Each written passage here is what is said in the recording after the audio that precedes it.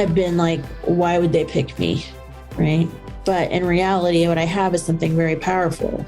Like, why wouldn't you want to talk to somebody who is a killer, badass business person, but who's also a psychic?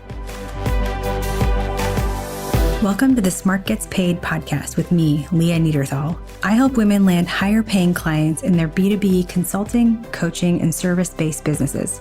But I've never been a salesperson.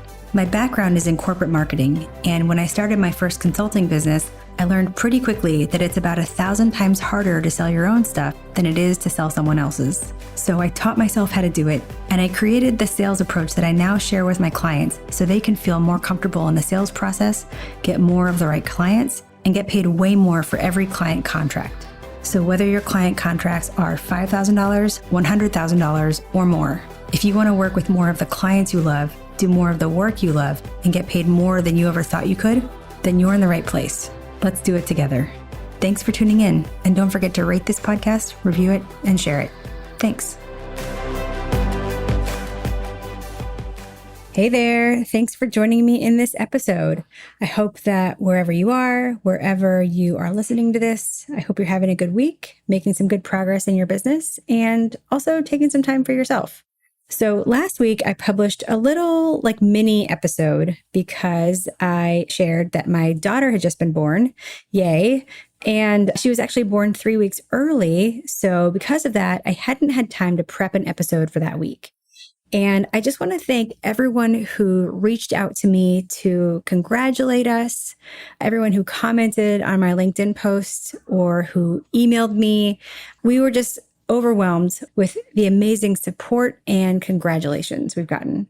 I always say, and I'm so grateful that the Smart Gets Paid community, you all, whether you're listening to this podcast or part of my LinkedIn network, or you're a client or an alum of mine, it is such an incredible and supportive and feels to me very much like an extended family. And I definitely felt that recently. So thank you.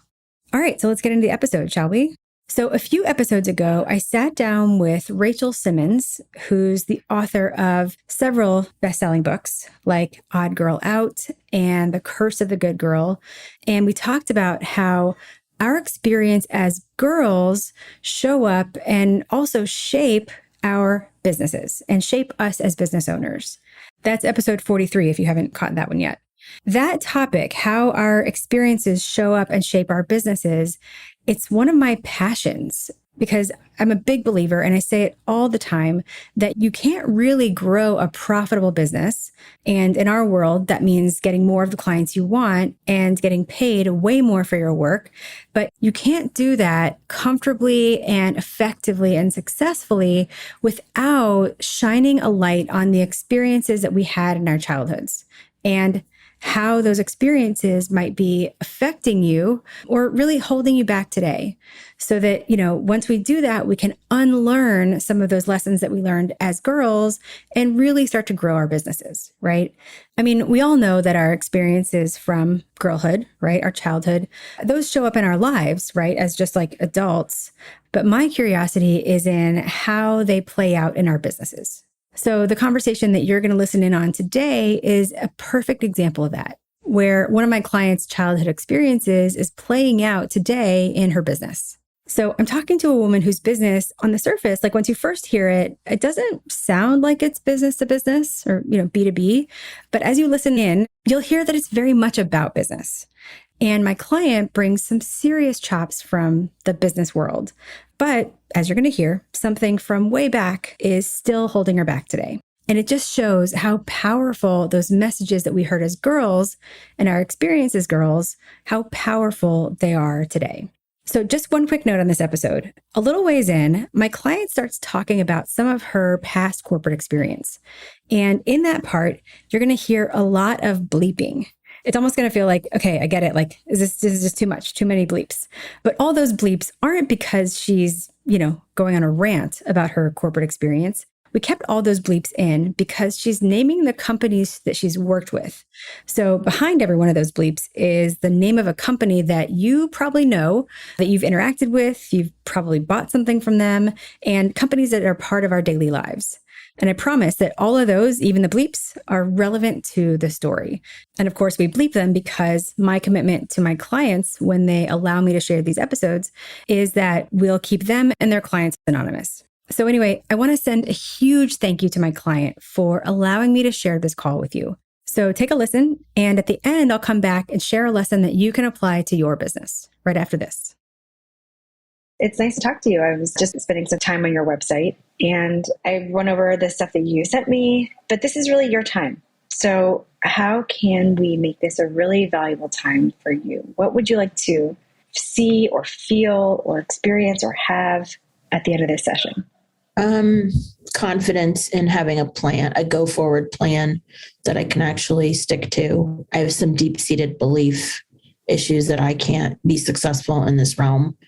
And I'd like to put those to rest. And I don't know if that's realistic to expect. I don't think it's something that you can necessarily like wave a wand and it'll be gone.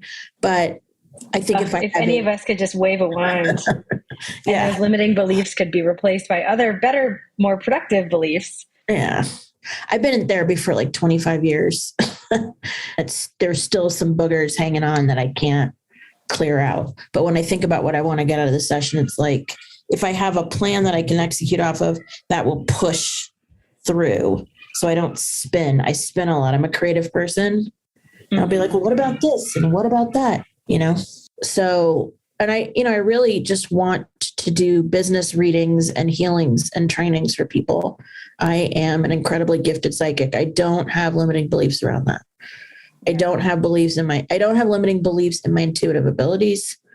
I am no longer afraid. It took me 4 years to tell people that I'm an intuitive, so it's like, how can I monetize this now and do more of the work that I love? Because when I do it, it does not feel like work at all. Yeah. Versus management consulting, which I've been doing for a long time. Yeah. I mean, this is a classic case of like doing the thing that you think you should be doing versus the thing that really lights up your soul, right? Your zone of genius. And then I spent some time talking to my husband last night, who's like, yeah, this is like your Achilles, I'm a freaking proud trauma survivor. But I was told at a very young age, like, you suck. And that's what gets in the way a lot. Yeah.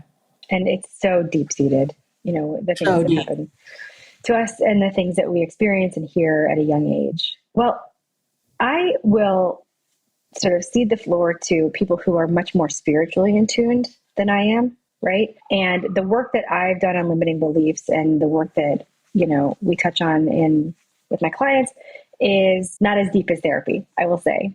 Where I can help is giving you a few next steps, a few ways to think about it. Maybe we can sort of reframe some things and help you feel really confident about what your next steps are and how to really move forward. And, because you're an incredible intuitive, how do we turn that into an incredible business for you?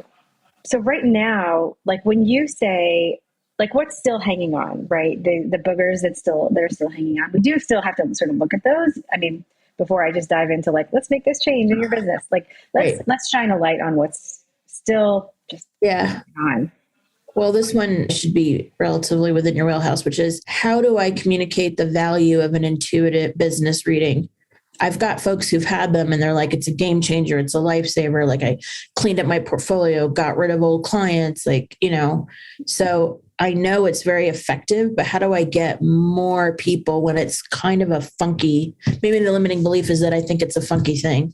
That's a big one, which is, how do I package this up for business owner audience or senior person audience? What does the business model look like? Which I've done some. I mean, I know what my price point is, like what I'd like to charge for it. It's less of a limiting belief and more of a, how do you put some flesh on the bone to make it like an offering? Mm-hmm. Why don't we start with the first one? This idea that this is sort of a funky thing, which will lead into, well, how do we actually talk about it to make it not sound like a funky thing? I feel like on some level that like being a business intuitive is not a funky thing, but there's still something out there that's like, this is not, what is it? Fill in the blank here. It's not kosher. Kosher? Why? It's not okay. Like it's too woo woo. Like, and how can I Well, trust that this person would know things about my business that I don't know? well, what would prompt somebody to come to you? Let's just sort of set the scene here. Most of the business readings that I've done have been like me going and asking people, like, do you want to do this? So, but when people come for like a personal reading, it's because they want validation, they want clarity, they want some answers or some breadcrumbs as to what to do. They're typically stuck in some way. Yeah. And walk me through, what is this scenario which would prompt them to say, even if they don't come to you, like go on your website and fill out your contact us form, walk me through like the preceding month that in their life that would get them to be like, yeah, this is actually something that could and should help me. On the personal front, the people who had challenges, they have issues with their children. Another one was concerned about their fertility. Someone wanted to connect to their relatives on the other side. Their father died. But what is it in your mind that tells you that this is all fine in the personal realm, but not fine in the business realm? I think it's that I think people are going to think it's funny. Like I'm nervous. Like I don't know. It's a good question. I mean, I think it's that people be like, why would we rely on this other source of information? And I have a rational pitch for why that is. It's not business as usual. So why would you keep doing business as usual? And I can kind of see through I can put the tea leaves together. That's what my ancestors did. And my ancestors were psychics, and, we can see things that, but maybe it's the type of customer, because a lot of my clients are, and past contacts are all Fortune 1000, folks. And maybe they're just not the right people, because I hate that I can't really market to those people, or my mindset is that I can't market to those people because I've tried a little and they're like, what? Like, well, I mean, I think that, we work together. So, my whole thing is like, we're not going to try to sell to the unconverted, right? We're not going to try to convert anybody who's not on board, but we are going to plant a flag and start to be visible and start to signal the people who are on board, right? But I want to just touch on something really quick. You said, that it's not going to be okay, or it's, did that feel familiar in some way? Is there something that, yeah. Okay. Yeah. Yeah. My parents were immigrants, and when I went to school as a kid, like I was made fun of a lot for my name and my lunch, and having parents that didn't speak English. And I was called weird a lot as a kid. I never really felt like I fit in. I felt like I had to be a chameleon all the time to like make friends and like seem normal. So, keeping that in mind, I can absolutely understand that you now, bringing your intuitive skills to the business realm, you might also feel back like you did, but at what age would you say? What ages? 7. Yeah. So even though it's like total adult you, it's really triggering this like 7-year-old you. So of course, how could we blame you for thinking that like, they're going to think I'm weird, right? That's not adult you. That's little girl you.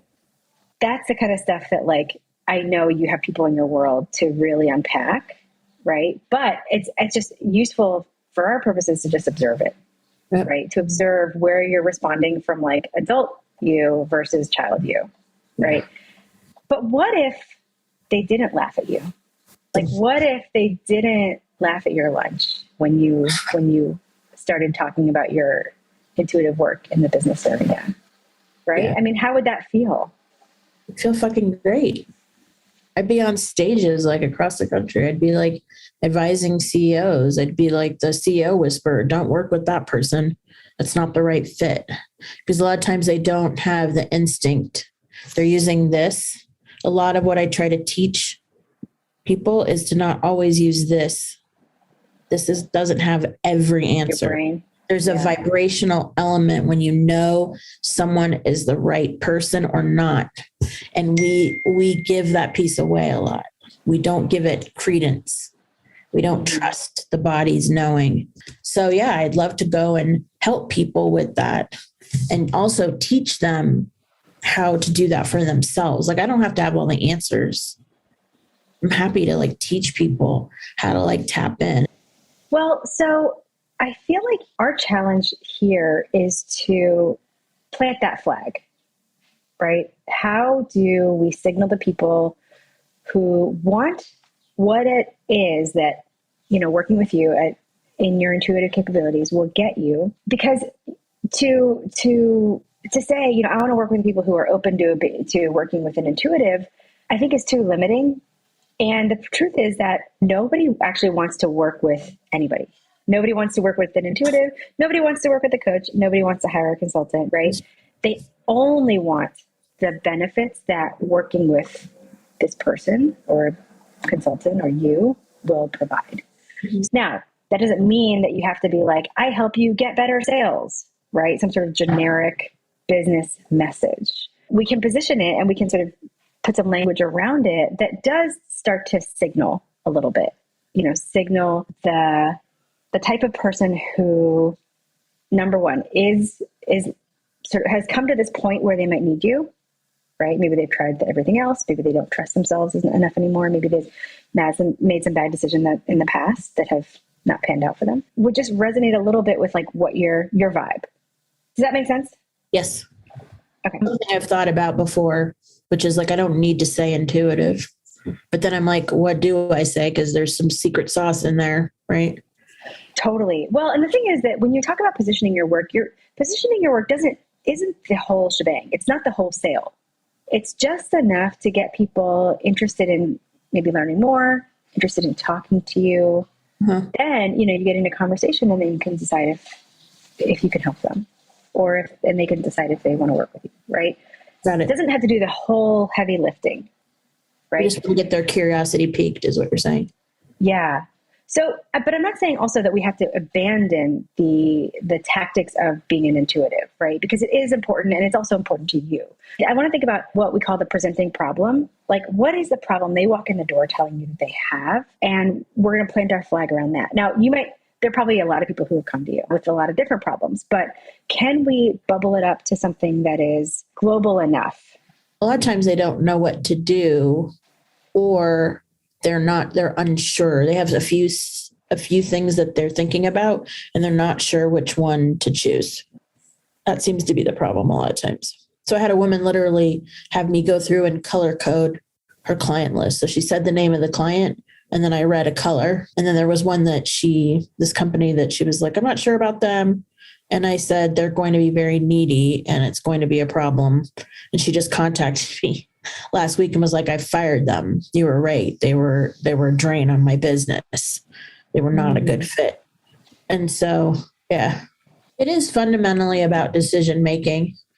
You know, people like me to read the situations that they're in and surface some other avenues to consider. And when I do surface things, they're like, oh, I never thought about that before. And then they'll go off and do that. Also helps with like, you know, creating products. I've created a few products for one of my clients. Really? Yeah.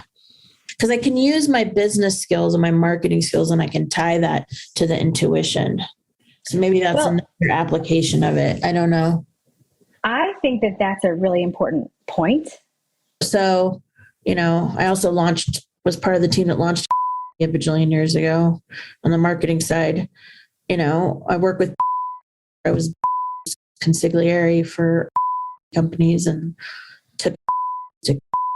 and I went to one of my clients or my old bosses and said, I'm a psychic now. She goes, that doesn't surprise me at all.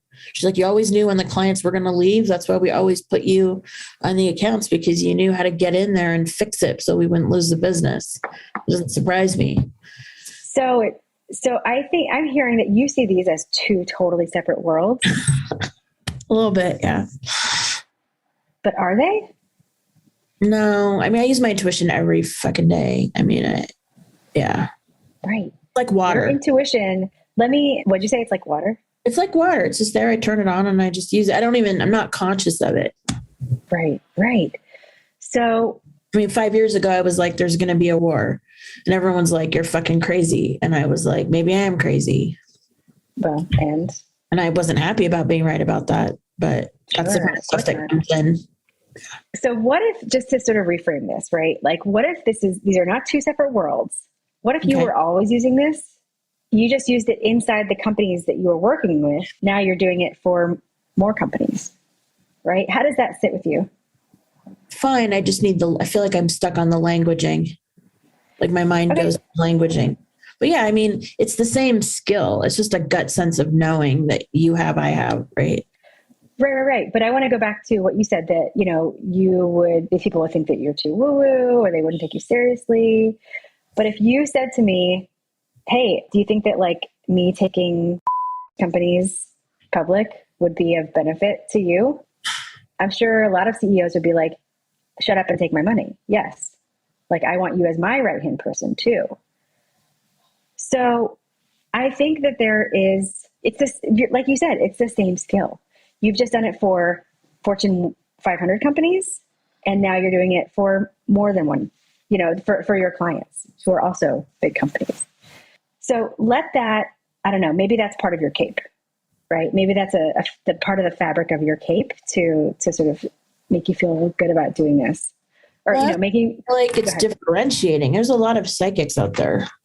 Yeah, there are a lot of sales. Don't have business experience. Right. Like that's the thing. You're like, why would anybody take me seriously? That you asked me that, right? Like, why would anybody take me seriously? Oh, I don't know. You just mentioned like 8 companies that you took public, right? Or like you helped one within. Right, yeah, but yes, I know what you mean. Okay, so that's why people would take you seriously. And that's missing in I feel like your messaging and your whole visual brand has gone so far to the woo-woo side, or not even the woo-woo side, but like the spiritual skills side. So I'm not saying you have to do a whole rebrand. We just start with the language, but I think some of that has to come back. And I think sometimes what happens is people leave a world, like their past career world, and they go to a new world and they kind of abandon a lot of that for probably a number of reasons. But that's the reason why you're so good at what you do. Like that's the justification for why you can do what you do. So whatever needs to happen to feel comfortable, like referencing that again, that needs to come back in. Right. So now the language. Talk to me about, what you did what were the outcomes of that work? I rebranded. We drove significant traffic and usage of the tool to compete with. See, my voice goes. I know. I mean, listen, I get this. For years, I didn't talk about the work that I did starting an organization called Lesbians Who Tech, because I was like almost like a different person when I did that. I was in a different relationship. I was not happy. I sort of left all of that. I took what I had learned and I started, coaching people. But for a long time, I didn't mention it at all. And only recently have I started to talk about it because there is an emotion attached to it. So I can absolutely understand. Yeah, like your voice goes down or whatever. We're not saying you have to go back into that world. We're just trying to pull out the things about what you were able to do with your intuitive skills that your current clients would salivate over. Yeah, I mean, essentially, it was a really successful rebrand that kept the company in business, and it validated investment because he bought the company. He wasn't really sure what the hell to do with it. It was getting its lunch eaten by Google. It had been around for a long time. So we repositioned it to become more of a tool to compete in the marketplace. So let's just make a list. And we're going to look at this list through my eyes, not your eyes. Okay. Good. So on the list of things that you've done, you've taken a failing technology company and brought it back into the Fortune 500 or Fortune 100, right? Okay. Write that down. Sometimes it just takes seeing, because you're so close to it. I'm really close to it. You were the right-hand person for one of like the most famous business leaders in history. Talk to me about what else you did. Done a ton of shit. I worked on a robot, the launch of the first food service delivery robot. I'm just looking at my client list really quick. For and their companies, I was the strategy lead in charge that we drove almost $500 million in e-commerce sales in one year. Down. It took a retailer brought a retailer to $500 million in e-commerce sales, brick and mortar retailer. What else? And then there's something else I want to add to this. I worked on a ton of was a lot of innovation. So kind of figuring out what's next. Okay. Let's add a bullet, get ahead of market trends and set company direction. I've launched a ton of new products, mostly tech products. So things were never, the first CRM, I launched the first CRM. That's how old I am. Shut the deuce. Okay. So, you have launched new products that have become household names. I mean, it'd be interesting to add that up, 25 new products that have become household names. So these are really powerful. If you showed this list to a CEO or a division head or a regional lead or whatever, they would want what you got. So now let's work up, right? Now it's just a matter of how do you, what's the line? What's that first line? Not that does the whole thing, doesn't do the whole sale, but how do you, what's the line? What I have right now from my class with you is I help CEOs deal with their biggest barriers to growth, but it's not been very effective.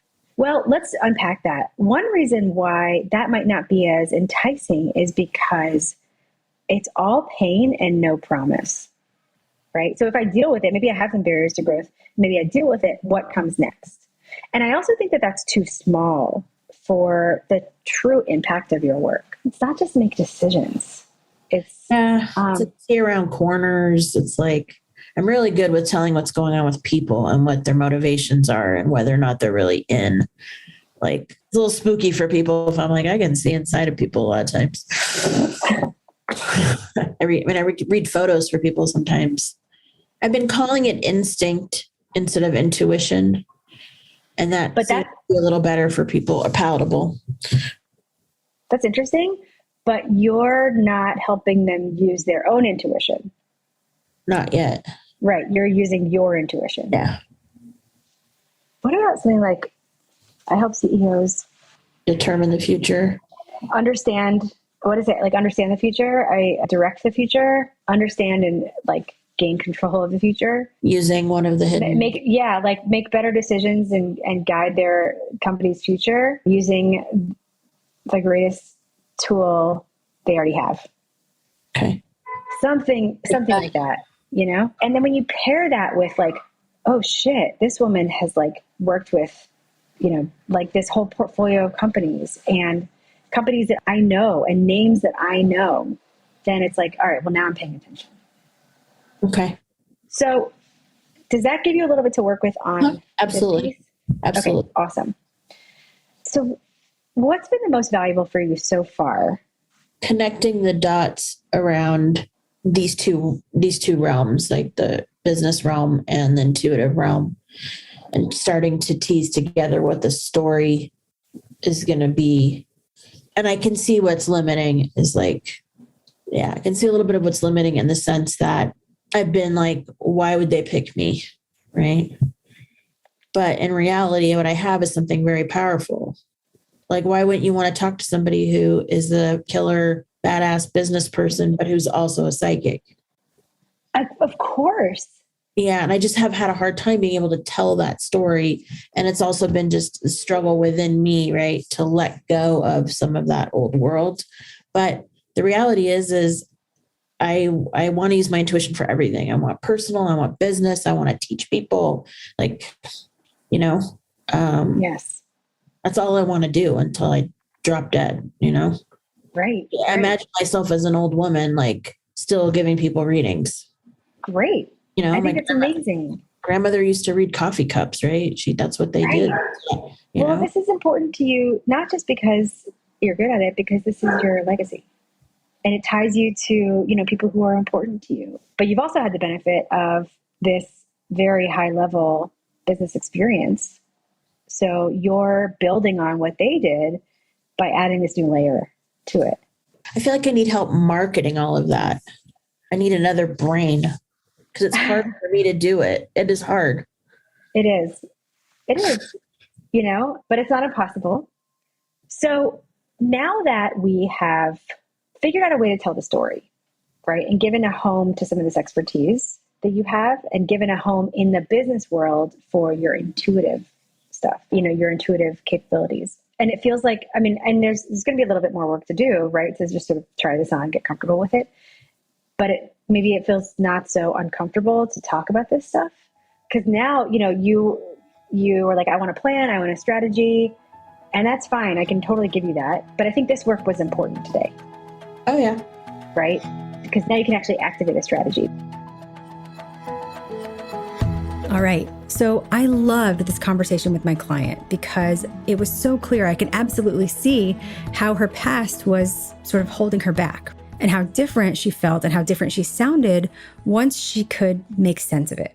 And we all have those things in our lives that we kind of just need help making sense of. And for me, actually, going back to this topic of girlhood experiences, I can understand what my client was talking about around when people think you're funny, right? Or I guess really by funny, what she meant was feeling different, feeling like you stand out.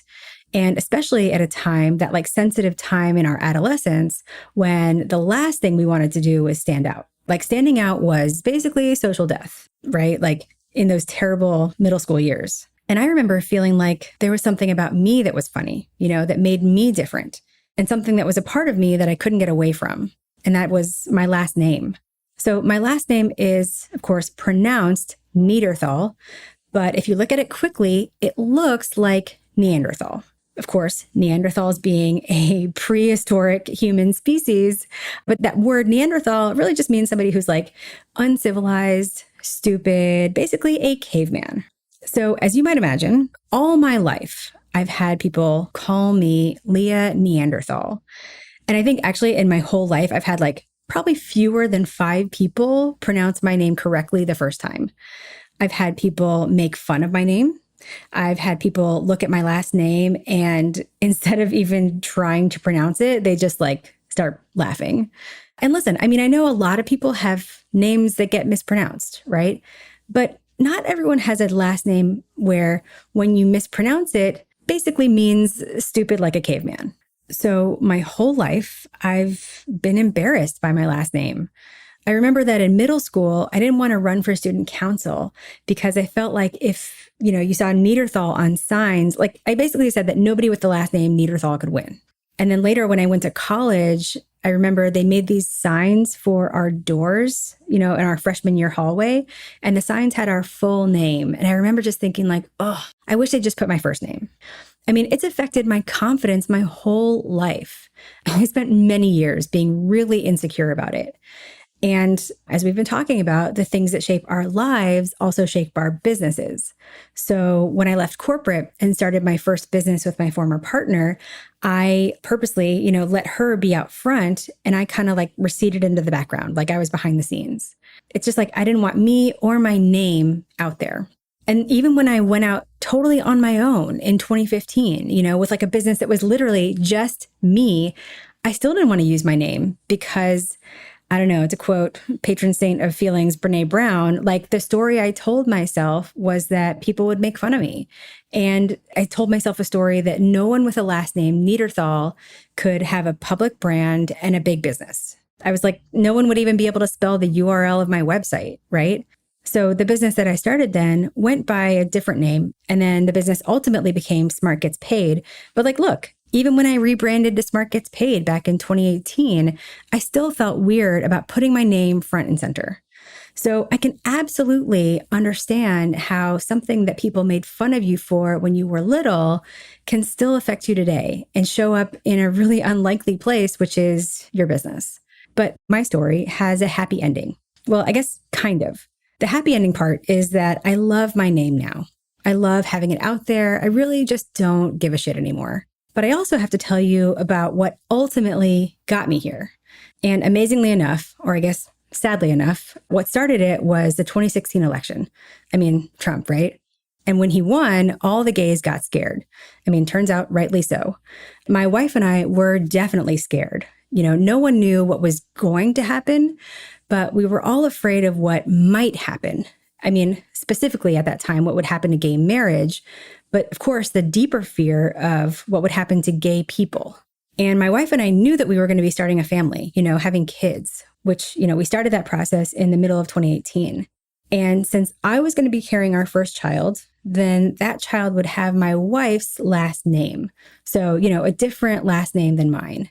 And in this political environment, I didn't ever want to be in a situation where, because my children and I had different last names, I didn't ever want to be in a situation where anyone could claim that my children weren't mine or that we weren't a family.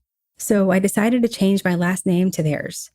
So my legal last name is my wife's last name, Monahan, and that's our children's last name too. And even though it's just something on paper, obviously I don't use it professionally, but I feel safer for my family knowing that I've hopefully protected my family and my children by giving us the same last name. But here's the thing. My last name, that to insecure Leah, who had been embarrassed about my whole life, that I felt like had plagued me my whole life, that I'd wanted to hide, right? When it came down to it, it was really hard for me to change it. I was actually sad about it. And what's funny is that before I came out, when I was dating guys, I remember thinking, I can't wait to get married so I can change my name. But when it really came to doing it, it was so much harder than I thought it would be. So I did what I do, which is I spent a lot of time exploring why and what my name really meant to me. And I realized Neanderthal is a part of me. It's been who I am my whole life. It ties me to my parents and to my sister and my grandparents. And I just really started to feel a much deeper appreciation for my last name and what it gave me. And I felt grateful that it made me who I am. So even though I ended up changing my legal name, I still use Neanderthal as my professional name, but now it's without any shame attached to it, without any embarrassment. I'm just if people mispronounce Neanderthal, that's on them, not me. And if anything, makes me stand out. And so now, after all these years, I'm really proud of it. So here's what I want to leave you with. There may be things from your past that make you feel insecure or embarrassed or cause you to tell some type of story about yourself. And if you're willing to shine a light on it, you can start to rewrite the story. And it doesn't have to take a long time. There's a technique that my students learn in the academy called the awkwardness mantra, where you create a mantra to say to yourself when you're in any awkward situation. And a lot of times that's sales conversations, but having an awkwardness mantra can really make you feel confident and more comfortable and less awkward in any awkward situation, any conversation. Because, a lot of times when you feel awkward, it feels like you have to sort of jump in and say something, right? And so the awkwardness mantra is something to keep you from feeling like you have to do that. So in creating the awkwardness mantra, the first thing we do is shine a light on the story you're telling yourself about why you feel like you have to jump in. And it's usually a story you don't even realize you're telling yourself. And when we shared those in the group, when we were creating the awkwardness mantra, so much came out. Some women shared that they were the oldest children in their family, and they always felt like they had to be so responsible for their younger siblings, which made them feel like they were responsible for this scenario that they were in where they felt awkward, which meant that when they felt awkward, it felt like they had to be responsible and do something. Some women shared that they grew up in really strict households and weren't allowed to make mistakes. So now when things were awkward, they felt like they had done something wrong. Some women came from families where they were encouraged to speak up, but others came from families where if they did the wrong thing, there were serious consequences. And all of those experiences were playing out in their businesses. I mean, forget their businesses. All of those experiences were playing out just in how they approached an awkward pause in a conversation. So once everyone was aware of those, we moved on in the exercise and started to rewrite that narrative into a story that we could turn into a mantra that they could say to themselves so they could feel more comfortable and they didn't have to jump in and fill the silence. But shining a light on that story, those stories together, was a really powerful experience. And that's just one small example of how we can start to rewrite the stories that we don't even realize are holding us back. So all of this is a journey, and it starts with being kind to yourself, having compassion for who you were back then, and giving yourself some grace for how those experiences are playing out today. But if you're up for it, the journey is worth it. It'll make you a better, happier person and a better, happier, and much more successful business owner.